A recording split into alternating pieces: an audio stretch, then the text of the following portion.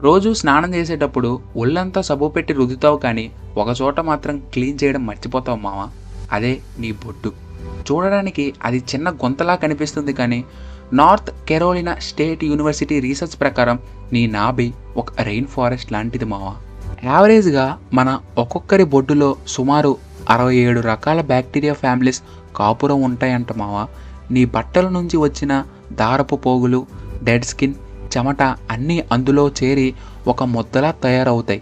నువ్వు కనుక దాన్ని క్లీన్ చేయకుండా వదిలేస్తే ఆ మురికి గట్టిపడి నావెల్ స్టోన్ అనే నల్లటి రాయిలా మారుతుంది. ఎప్పుడైనా వేలు పెట్టి తీసి ఆ వాసన చూడు, చిచి, కుళ్ళిపోయిన చేపల వాసనలా వస్తుంది. సో మామ, స్నానం చేసేటప్పుడు సబ్బు నురగతో వేలు పెట్టి సున్నితంగా క్లీన్ చేయి. తడి లేకుండా ఆరబెట్టుకో చాలు. అంతే తప్ప దాన్ని అలా వదిలేసావంటే నువ్వు మోస్తుంది బొడ్డును కాదు, ఒక చెత్త కుండీని.